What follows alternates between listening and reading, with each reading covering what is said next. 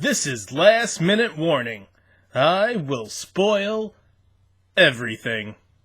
Today's B movie, American Warships, which is not to be confused with the 2012 blockbuster flop, Battleships.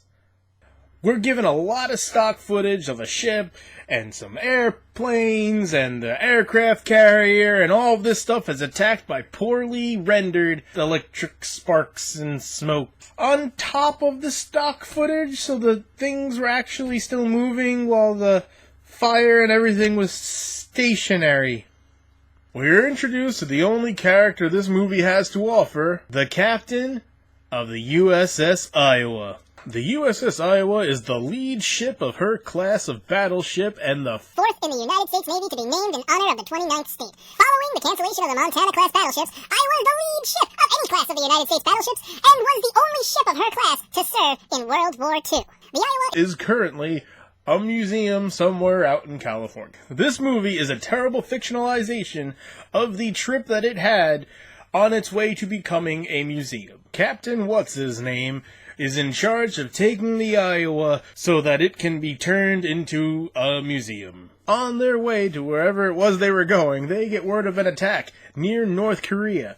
It's against policy, but the captain orders the ship to go investigate. We go from stock footage of a real battleship to a poorly video game version of the same ship. I mean, not battleship. It's a warship.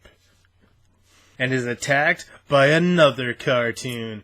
This cartoon is of a submarine. It shoots rockets and missiles at them, and they try to fight back, but the ship disappears. But it didn't disappear so much, because they were still able to find it somewhere on the horizon and follow it. We go now to the Pentagon to waste time while other things are happening on the ship. The Iowa is attacked with an EMP blast, and it fries all of the electronics. But luckily, there was a team of restoration people who are also electronics experts, because they were turning the entire ship back to the way it used to be in World War II. And they start using that to communicate, navigate, and all the other fun stuff. Then we go back to the Pentagon, where we waste some more time. World War III is gonna start, blah blah blah. Back to the Iowa. Captain orders the SEAL team, who's on the ship for reasons completely unknown, to go attack the invisible submarine. The SEAL team uses a tiny rubber raft and a motor to, I guess, catch up with the submarine that refuses to go underwater as fast as possible. And apparently that tiny little engine was able to catch up with the very large invisible submarine and climb aboard, and are now pantomiming on top of a poorly CG'd ocean water. So they're just like, oh, I think there's a door here. And then they open the door, because why would you keep doors on a submarine locked? They discover that the people inside the submarine are not people at all. They are aliens!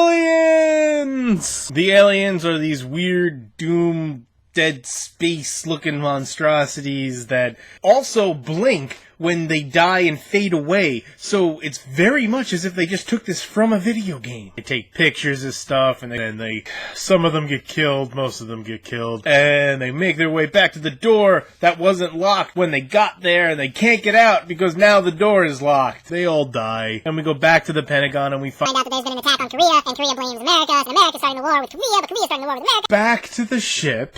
The captain orders another SEAL team to go and find out what happened to the first SEAL team that he sent to their death, and to also destroy the ship. Right after he gives that order, there's more ships, now not invisible anymore, and they start attacking, and the Iowa fights back. They shoot the one that they've been chasing, and it looks as if it blew up. The other SEAL team goes and does some recon, and they find out that the ships that are popping up everywhere are just drones, which means the main ship is the first one. They find one of the SEAL officers from the first ship that went in. He's charred to a crisp. He also hid a roll of film because he was taking pictures, and they find out that there are aliens on board. So now everyone knows there are aliens, and the captain's trying to inform America that it's not anyone else but aliens trying to make World War III happen so that we nuke ourselves into oblivion and they can take over. The ship that we thought was destroyed was not destroyed, and it starts attacking with a whole bunch of drones. So the other SEAL teams go in and they start destroying those drones